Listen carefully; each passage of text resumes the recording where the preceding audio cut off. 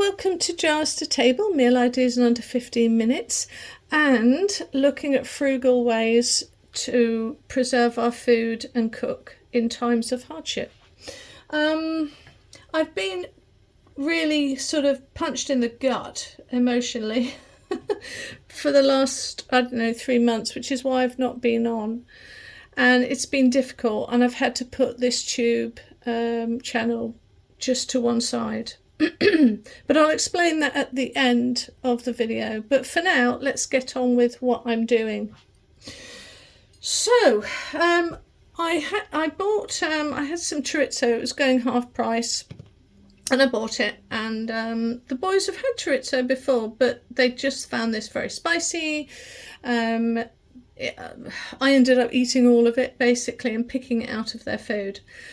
But so because I like to preserve food straight away, this was kind of sitting in the fridge, and I thought if I don't do something with it now, it is going to go to waste. And one of my favourite go-tos are small jars with kind of fat and a protein that I can just render down quickly in a medium heat pan and add to potatoes, fried potatoes, add to rice, plain white rice, pasta.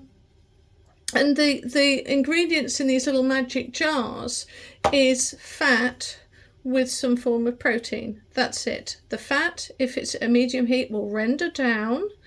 And once it's rendered down, then it manifests the meat that was encased inside, and then everything is kind of, you add in the potatoes or the cooked pasta at that point, and they're just really great camping jars to have at hand. So that's really what we're doing at the moment.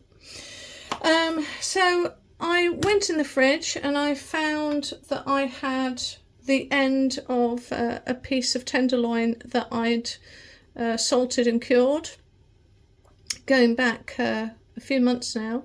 And so it goes harder and harder and harder.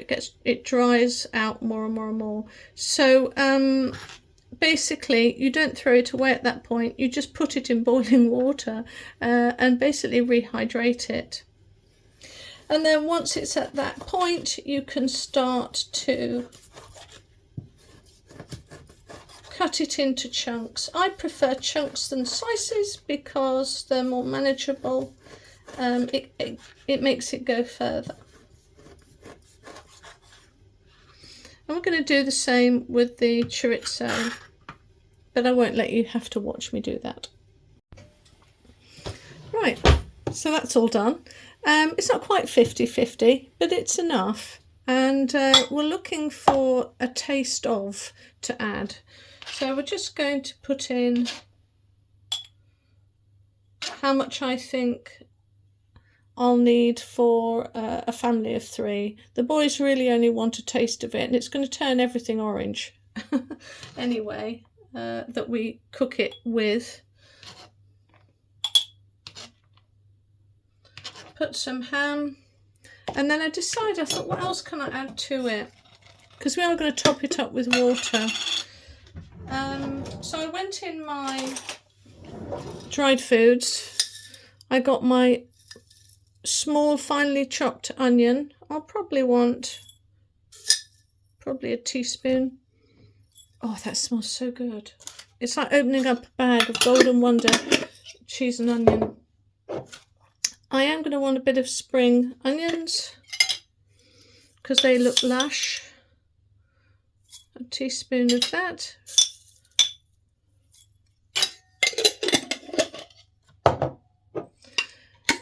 And then some of my dried, about centimetre square peppers, mixed colours.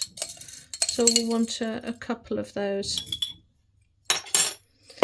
Now, with every one of these jars, this will be enough for me and 2 children, added to a load of boiled potatoes or pasta or rice, and you've instantly got a little meal.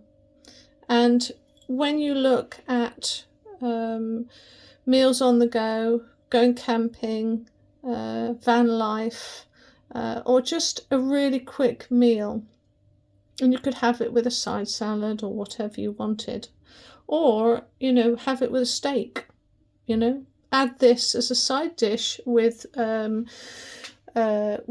fried potatoes, you know. So I'm going to do that at least 3 ways, and then I'm going to use my pressure canner, a small one, and get these sealed. Oh, and I did forget to say I am adding water, so I'm just putting some boiling water in, really, but that's what I've got at hand, filling it up to 3/4 of an inch, something like that. Remember, if you're adding dry foods,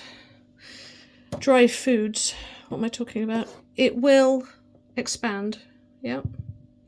So you're going to have to make sure that you're aware of that. But that's about it. Well, I managed to get 4 out of them, so that's really good. And make sure that you are wiping any edges. Remember that dried goods expand, so be aware of that, which I am. And I'm going to vacuum seal these, mostly because it just gets me a better seal. That's what I found, but you do you. The times for this I've not even worked out. It's probably going to be about 35 minutes. It has got meats, but they are cooked. But yeah, actually I probably might do I might do 50 minutes actually, because I do want a really good seal, and I want to make sure anything that's in there has been boiled before it's been sealed, if you know what I mean. So aren't they pretty though? Very, very pretty. If you want mushrooms, put mushrooms in, but I think I'm going to call it my chorizo bubble and squeak. And if you don't know what bubble and squeak is, go and Google that. But yeah, my chorizo bubble and squeak, and all I need is potatoes or pasta. Okay, so I'm going to talk now a little bit about what I went through. It's going to be a minute, don't worry about it. But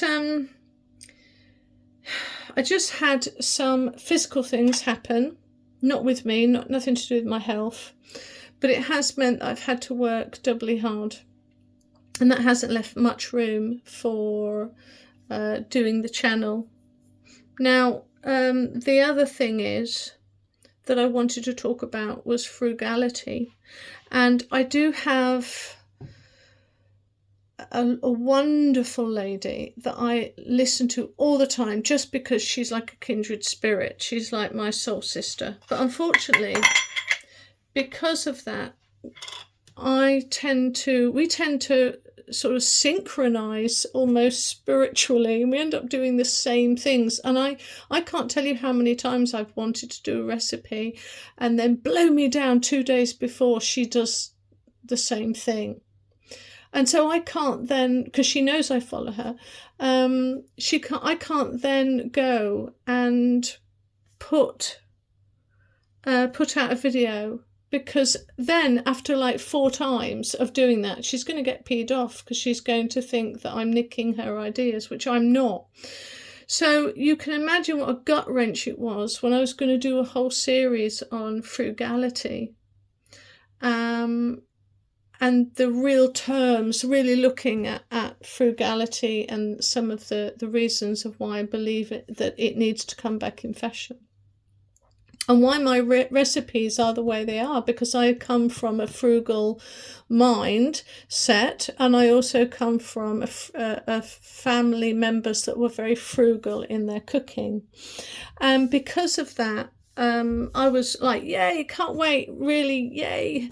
And then the other YouTube channel started up literally about 3 days before I was due to put up my series on frugality. It was the last thing I needed. And I just kind of thought, I'm going to have to give her space to do all her frugal stuff, and then I'll have to carry on. But I was really gutted.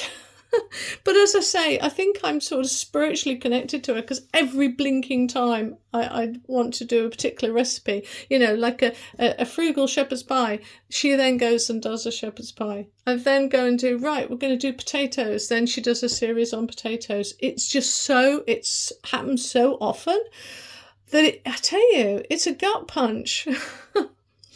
Anyway, that's part of the reason why I just kind of thought, I give up. This is crazy. But anyway, moving onward and upwards, it's been 3 months now since she did her frugal range, and I feel that possibly now is the time when I can do that, and it's left a little bit of space. Bubble and Squeak. Bubble and Squeak mix. Can't really see that very well. I've picked a bad colour. Bubble and Squeak mix.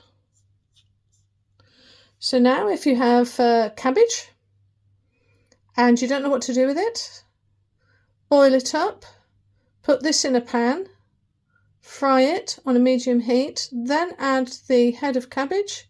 Now you've got chorizo, bubble and Squeak mix for those of you that are on keto. See? There's always something, there's always a way that you can make these, make food interesting.